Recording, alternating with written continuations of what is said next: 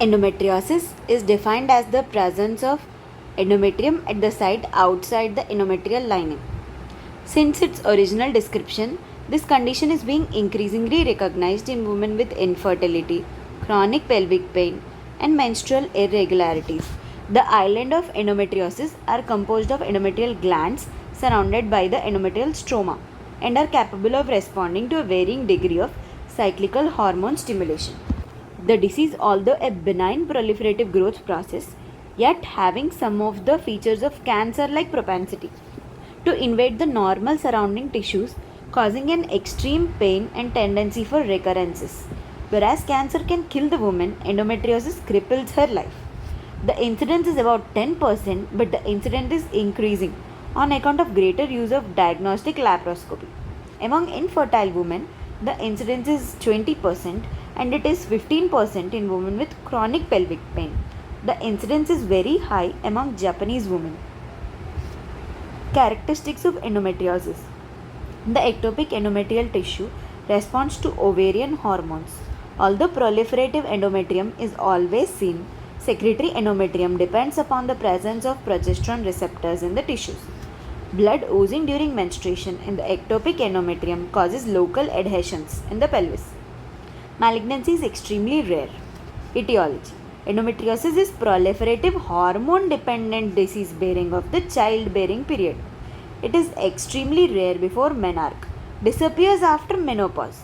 The incidence appears to be increasing due to improvement in diagnostic techniques and partly due to changing social patterns such as late marriage and limitation of family size. It tends to occur more among affluent class and is frequently associated with infertility. Genetic susceptibility and family tendency are seen in 15% cases. Theories of endometriosis. Implantation theory. Endometriosis is caused because of the reflux of menstrual endometrium through the fallopian tubes and its subsequent implantation and growth on the pelvic peritoneum and the surrounding structures.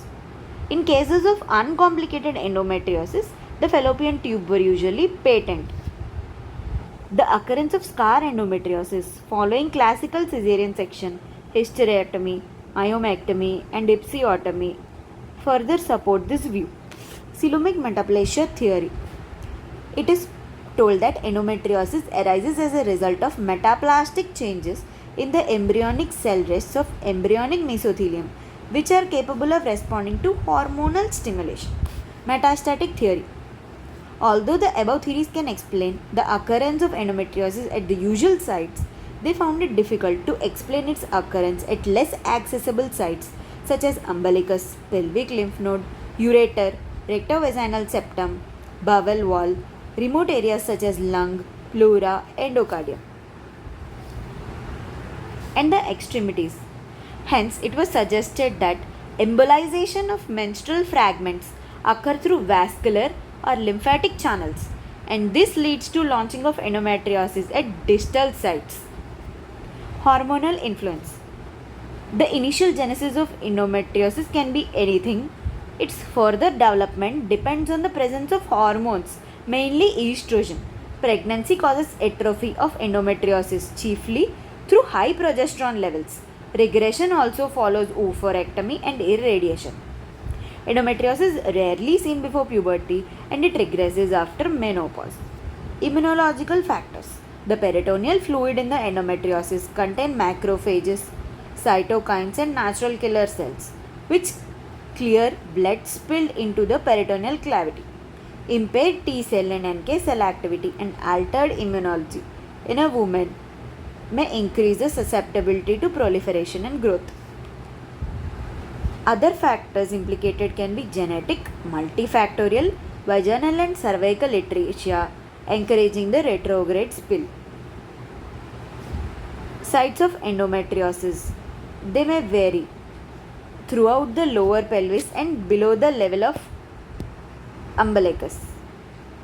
The common sites are ovaries, pouch of Douglas, including the uterosacral ligament, peritoneum overlying the bladder, sigmoid colon, back of uterus, ovarian fossa, intestinal coils, and the appendix. Pathology. There are three common types of endometriosis: pelvic endometriosis, ovarian endometriosis or chocolate cyst, rectovaginal endometriosis. Pelvic endometriosis. Early lesions appear papillary and red vesicle are filled with hemorrhagic fluid with surrounding flame-like lesion. With age, these vesicles change color and endometriotic areas appear dark red, bluish or black cystic areas. Sometimes healed areas of endometriosis appear as small peritoneal defects, windows or white patches. Chocolate cyst of ovary. Chocolate cyst of ovary represent the most important manifestation of endometriosis. To the naked eye, the chocolate cyst shows obvious thickening of the tunica albuginea and vascular red adhesions are well marked on the undersurface of the ovary. The inner surface of the cyst wall is vascular and contains area of dark brown tissue. The chocolate cyst lies between the ovary and the lateral pelvic wall.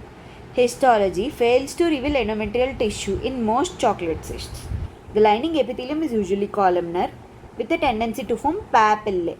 Beneath the epithelium, a zone of tissue containing large cells with brown cytoplasm, polyhedral in shape, resembling the lutein cells, is nearly always seen. These pseudoxanthoma cells are probably large macrophages or scavenger cells, and their brown coloration is due to ingested blood pigments such as hemosiderin. The chocolate cyst develops as an invagination into the ovarian cortex.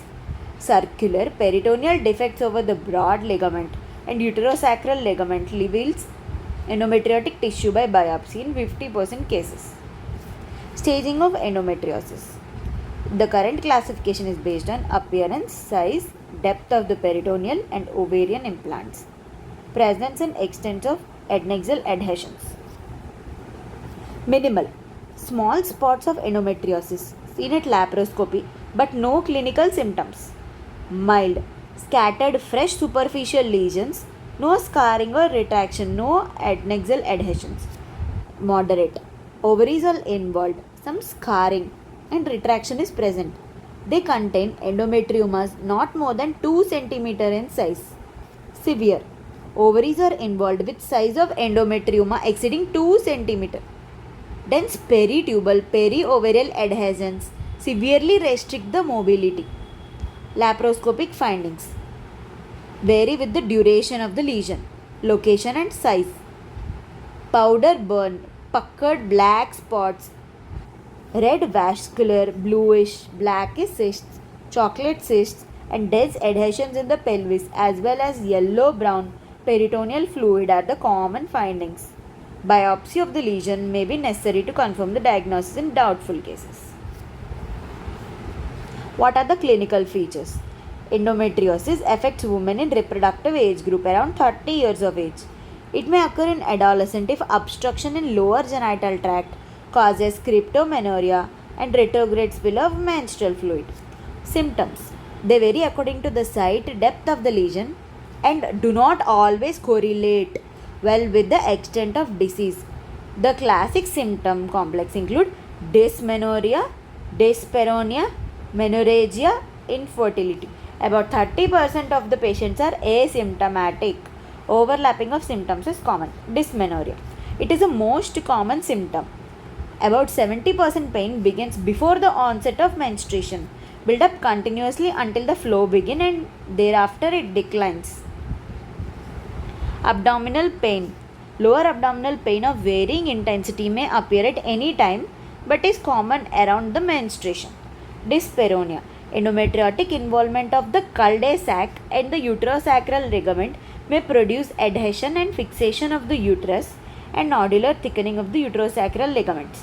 Movements of the cervix elicit tenderness. Infertility. Endometriosis affects fertility at all stages of the disease, but in asymptomatic women with mild disease, infertility is difficult to explain.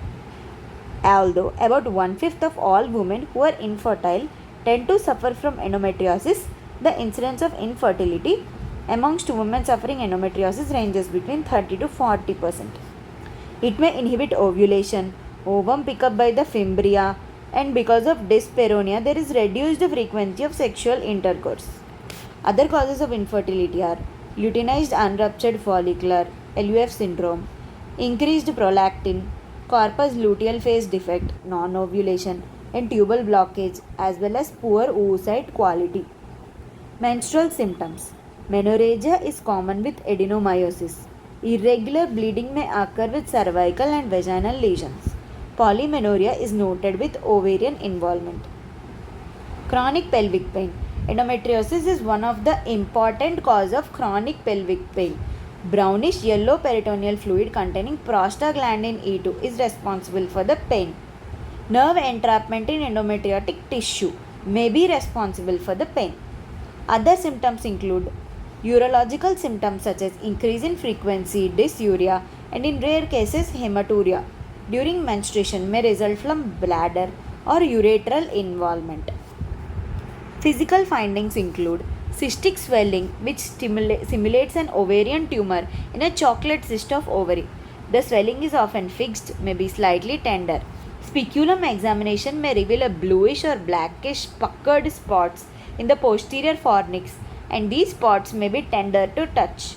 The presence of these puckered spots is pathognomonic of endometriosis. Vaginal examination reveals a tender, fixed retroverted uterus. Endocrinological abnormalities. It is often associated with anovulation, abnormal follicular development, luteal insufficiency, premenstrual spotting. What are the differential diagnoses of endometriosis? Chronic pelvic inflammatory disease closely mimics endometriosis in its signs and symptoms. Both conditions produce pelvic pain, congestive dysmenorrhea, menorrhagia, and sterility. Uterine myoma, unless degenerative, are painless and the uterus is not fixed. Ultrasound and laparoscopic visualization will differentiate one condition from another.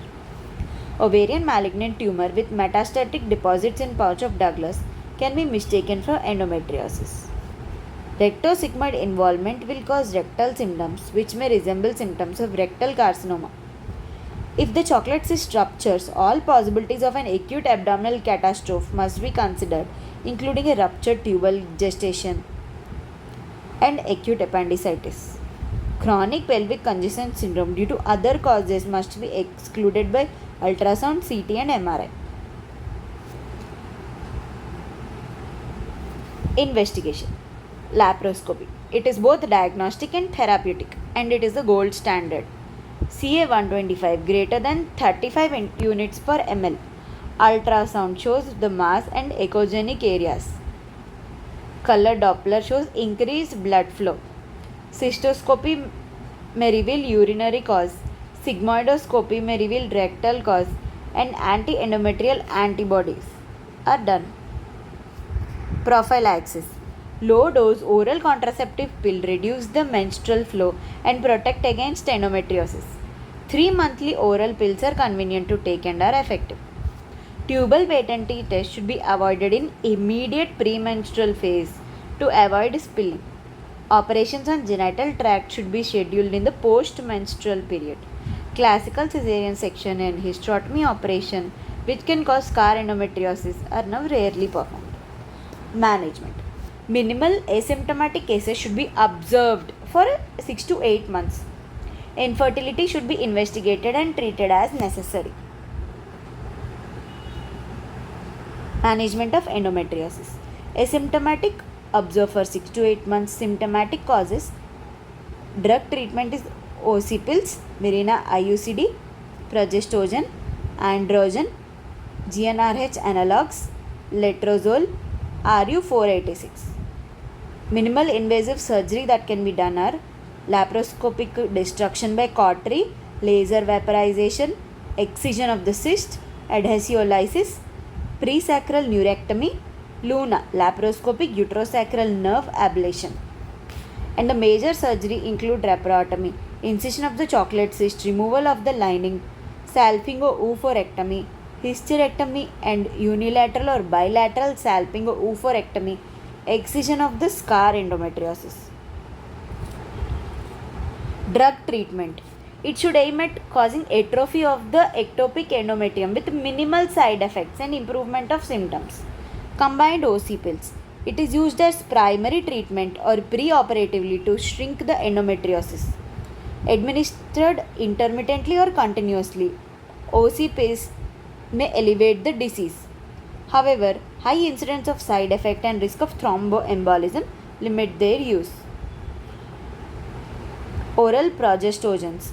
These drugs exert an anti-estrogenic effect and their continuous administration cause decidual elization and endometrial atrophy.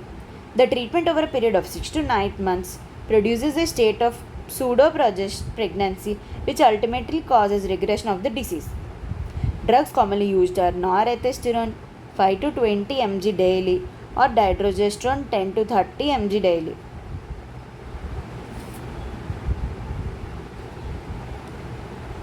Danazol, a synthetic derivative of ethinyl testosterone, inhibits pituitary gonadotropin.